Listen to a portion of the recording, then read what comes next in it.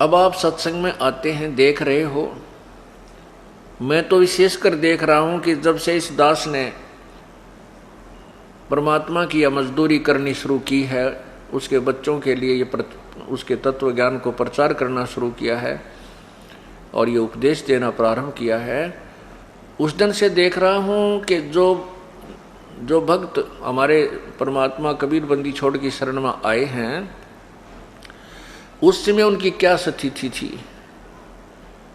शुरुआत में तो वही आए हैं जो केवल बीमार थे, रोगी थे, किसी का घाटा हो रहा था, क्या में बरकत नहीं थी, पशु मर जावे थे, किसी की फसल खराब हो जाती, किसी का ट्यूबवेल ना लग गया था, किसी की भैंस के थन बिगड़ जाए थे।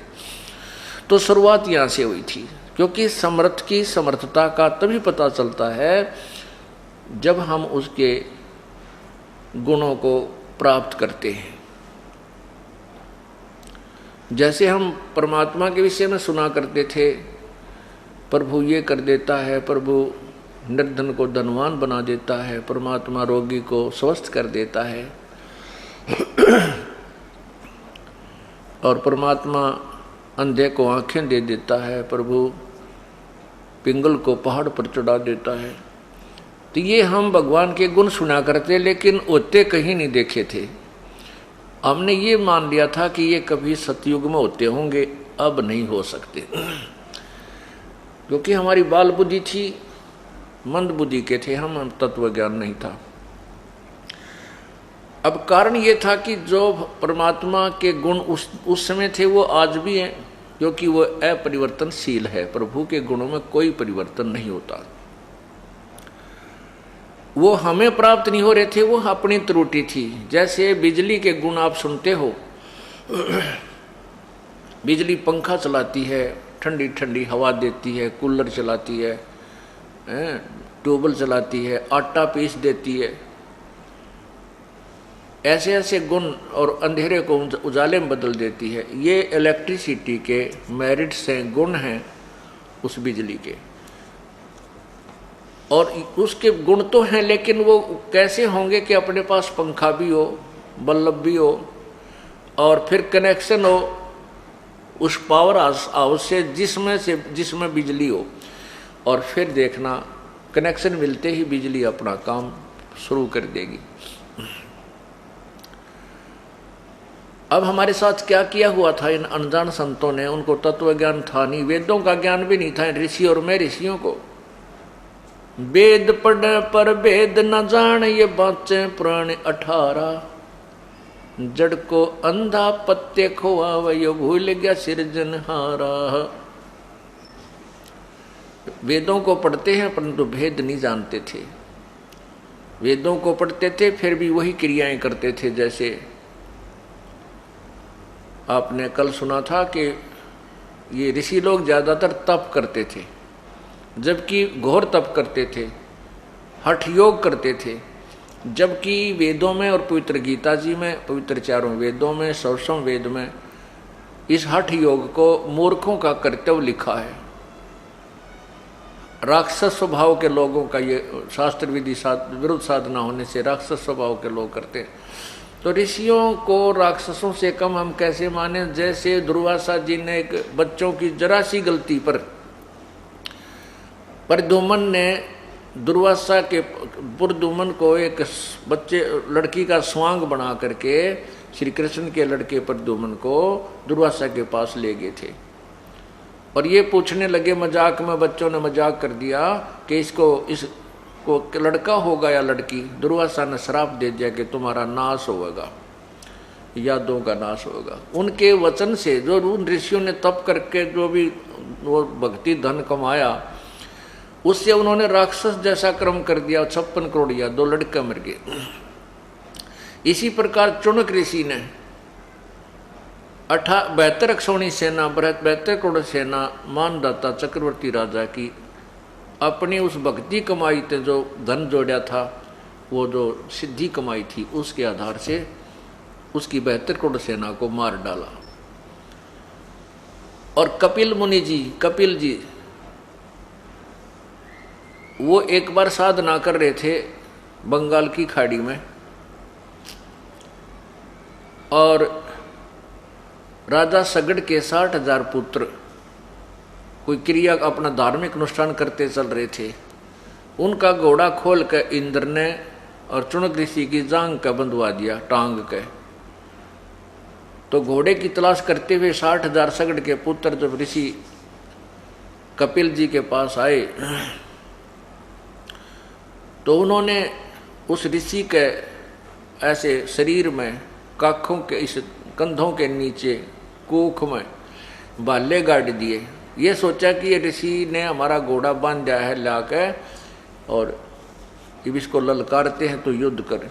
अब ऋषि के तप करते करते उसकी पलक, आंखों की जो पलक हैं इतनी बढ़ गई थी, जमीन पर टिकी हुई थी। ऋषि को दर्द हुआ, जब भाले लगे उसने अपनी पलकों को हाथ से ऐसे उठा, क्रोध में ऐसे करके ऐसे घुमाया, उसमें से अग्निबाण छूटे और 60,000 सगड़ राजा के बेटे वहां मर गए। 60,000 सगड़ के होते कपिल मुनीश्वर खाए। अब बताओ, राक्षस किसी ने क्या करते, जो मांस खाया करते, मांस खाते थे, वो चाहे न्यू मार दो, चाहे तीर से मार दो, चाहे सिद्धि से मार दो, एक जैसी बात है। तो कहने का भाव हमारा ये है, परमात्मा ये समझाना चाहते हैं कि जब तक हमें तत्व ज्ञान नहीं होता हम ऐसे ही कर्मों में लगे रहते हैं और शास्त्र विरुद्ध साधना करते रहते हैं। तो जब हमें तत्व ज्ञान हो जाता है तो हम केवल वही क्रिया करते हैं जो हमारे को यहाँ से छुटकारा पाने क्यों। और परमात्मा की भक्ति से ही हमें शांति मिलती है, घर में सुख होता है। तो हम जो आपको बताना चाहते थे कि अब एक सतयुग आएगा, सतयुग जैसा माहौल हो जाएगा।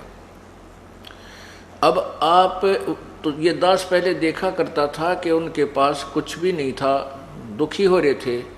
आज 8-7 साल हो गए, 10 वर्ष हो गए, किसी ने 2 वर्ष, किसी ने 4 वर्ष, किसी ने 5 वर्ष, किसी ने 10 वर्ष, 12 वर्ष। आज परमात्मा ने उनकी वह मौज कर रखी है कि गांव में उंगली टिकती है कि ये घर इनका पता नहीं कहाँ से धन आता है। अब हमारे साथ ये बच्चे जेल में थे, 2 लड़के यहाँ से थे, गुराना थे, दोनों भाई और दोनों जेल में। तो परमात्मा अपने बच्चों के साथ रहता है। एक भाई तो 4-5 महीने के बाद जमानत होगी, दूसरा हमारे साथ आया। और प्रभु ने यहाँ उनके ऐसी मौज कर रखी थी, जो पहले काम चला था उससे 21 मौज होगी, 21। और हिम्मत देख उन बाण बेटियों की, उनकी माता जी की, दोनों बेटे जेल में। और मुलाकात करने जाती थी, जब न्यों क्या करती कि तुम हार गए हो ना जेल में, तुम उकता गए हो तो बाहर आ जाओ, हम आ जाएंगे जेल में थारे स्थान पे। एक तो न्यों जाकर रो, है नाश हो गया, है नाश हो गया। एक ये हिम्मत दिया उन बेटियों ने, उनकी माँ ने, अगर तुम हार गए हो ना, काली मान रहे हो, तो तुम बाहर आ जाओ, हम तुम्हारे स्थान पर गुरु जी के साथ आ जाओ, रहेंगे। कहने का भाव यह है कि प्रभु ने नो पेटा पर रखा है कि वो साथ रहता अपने बच्चों के। तो लोग, गांव वाले कहने के, आसपास के लोग ये कहने लगे, भाई इनका धन कितना हुआ इतना, ये मजाक करने लगे, ये कहने लगे कि ये आश्रम में सोना बताओ थे 30 किलो, वो इनका हाथ लग गया 1-2 किलो, ये वहां से ले रही। अब उन लोगों की सोच तो इतनी है, इससे आगे वो सोच नहीं सकते, क्योंकि ज्ञान उन्हें सुना को नहीं। तो ये भक्त कहते हैं, बात तो थारी ठीक सा, भाई सोना ताव है आश्रम में थे, पर जिस तरह तुम कह रहे हो ऐसा नहीं आता, वो तरीका और है भगवान का देने का। अब ये इस प्रकार जब हमारा भगवान ठाठ करेगा, हमने चोरी की क्या आवश्यकता पड़ेगी, क्या झूठ बोलने की आवश्यकता पड़ेगी। जैसे आपने कल उस भगत की कहानी सुनी कि 16,000 रुपये बैंक में बढ़ गए। ये तो जैसी हमारी श्रद्धा बढ़ेगी उतनी बढ़ा देंगे। और कैसे बढ़ जाते हैं, जैसे एक बहन, एक बेटी आ रही है यहाँ से, डराना की लड़की है वह, और गतौली ब्याह रखी है, उसका नाम है परमिला। वो कहाँ बैठी है बेटी, एक बार खड़ी हो है या खड़ी। इसको ब्रेन ट्यूमर, वो आपकी रिपोर्ट किस है बेटी? एक बार दिए लाइए बेटा। इस बेटी का ब्रेन ट्यूमर होगी और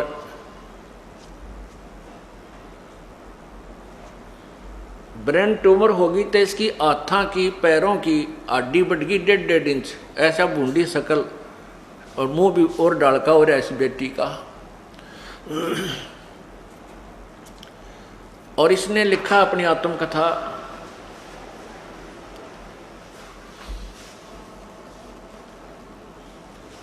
ये इसके एक्सरे हैं, ये ढेर सारे तो एक्सरे तुरवा रखे बेटी ने। ये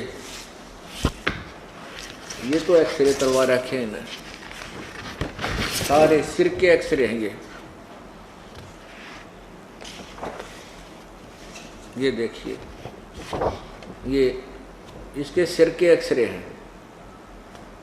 इसमें तो नहीं दिखते होंगे लेकिन इसमें नारे नारे ये एक एक अंग के ये एक्सरे तुरवा रखे हैं। और इसके बाद ये रिपोर्ट है इसकी,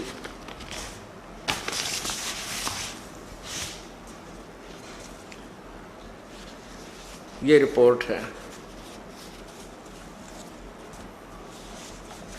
ढेर सारी।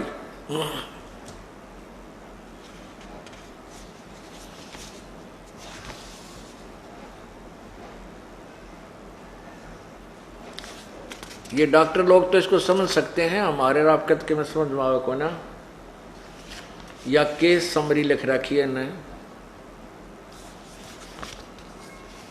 ये देखो इसको पढ़ लियो, या डॉक्टर की लैंग्वेज महारत समझ मावे को नहीं। हाँ बस ये देखो, ये है केस समरी।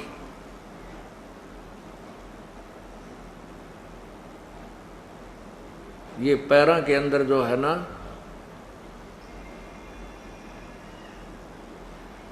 ये पढ़ लेंगे डॉक्टर लोग और बता देंगे भाई सच्चाई है कि झूठ है इसमें, यही न लिख रखी है।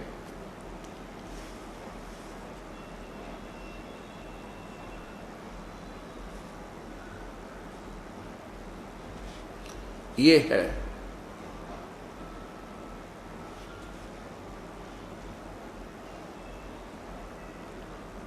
ट्रीटमेंट गिवन, ये लिख रखा है।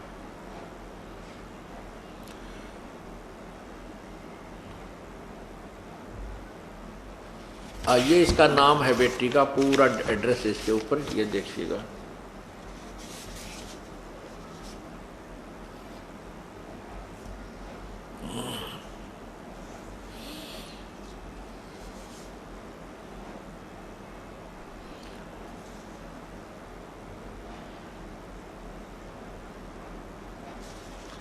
ये तो यहाँ का है, और ये बहुत से ऐसे हैं इसके अंदर, बहुत ज़्यादा, कई हॉस्पिटलों में दिखा रखी किसी बेटी ने।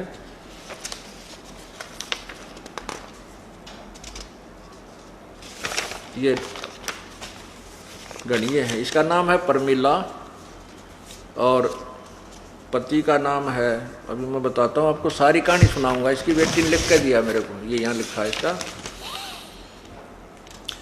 मैं परमिला पत्नी सुखबीर सिंह मलिक, गांव गतौली, और बेटी महेंद्र सिंह काद्यान, गांव डराना।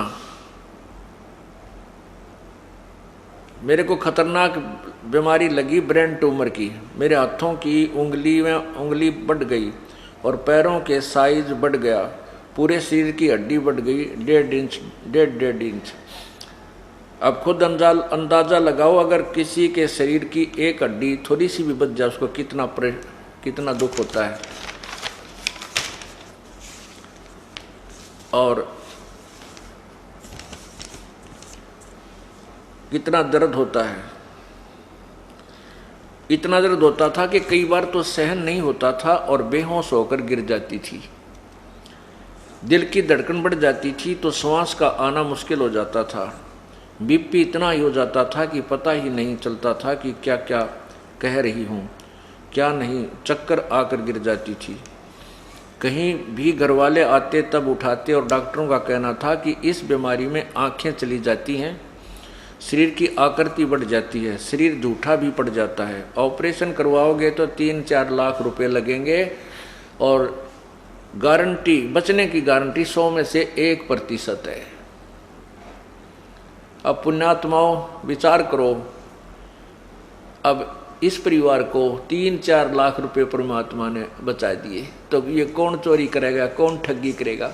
और फिर इनको ये पता चल जाएगा कि अगर तुम आगे से किसी की को हानि करोगे, चोरी करोगे, ठगी करोगे, झूठ बोलोगे, 2 के 20 बनाओगे, मिलावट करोगे, रिश्वत लोगे, तो ये रोग फिर लग जाएंगे, दुख फिर आ जाएंगे, तो ये जहर दिखाई देंगे इनको, ये छुएंगे नीचे, भूखे रह लेंगे एक समय। तो इस प्रकार जब हम एक दूसरे को, हमारे को जब इतना ज्ञान हो जाएगा, हम पाप कति त्याग जाएंगे और लूटना तो दूर है, लूटा करेंगे, क्योंकि हमें ये भी ज्ञान हो जाएगा कि दान धर्म करने से हमारे जो पाप भी नष्ट होते, कुछ कम होते हैं, और दान से ही हमें लाभ होता है, परमात्मा की प्राप्ति में सहयोग मिलता है। तो फिर हम दान करा करेंगे, हम लूटेंगे नहीं, 2 पैसे हाथ से छोड़ा करेंगे। तो 3-4 लाख रुपए लगेगा और बचने की 100 में से 1% भी नहीं कह सकते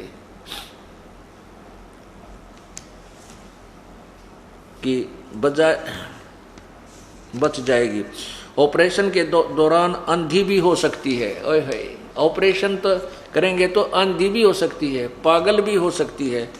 पूरी सूज गई थी मैं, हाथ पैर मुंह मोटा मोटा हो गया था, और ऑपरेशन भी सिर्फ 2 जगह से हो सकता, एक गंगाराम हॉस्पिटल और दूसरा अपोलो हॉस्पिटल दिल्ली में। तब मेरे पापा ने गुरुजी की चरण पकड़कर रोए कि आप क्या नहीं कर सकते। ये तो अभी 1 महीना पहले की बात है। ये महेंद्र भगत जी ने उपदेश ले रखा था। ये आकर के कहा, जी आप हम तो गरीब आदमी, ना ये पैसा भी चल किसी पे ले दे कर लाजा, बच्चन की आस नहीं है, छोरी की जिंदगी बर्बाद होगी। तो इस लड़की को हमने यहीं बुला लिया, बेटी तू आ जा, यहाँ कुछ दिन सेवा कर, समागम चल रहा है। उस दिन इस लड़की की शक्ल देखी नहीं जाती, ऐसी हालत थी इसकी। ऐसा उठ पटांग सा मुँह, नारायण बड़ा बड़ा हाथ जैसे अब शीशे दिखा करें, और आंगली हाथा की इतनी लंबी लंबी न्यारी दिखें, इसी बूंदी। आराधिया बेटी थारे सामने खड़ी है। एक बार पर मिला, इधर आजा बेटी।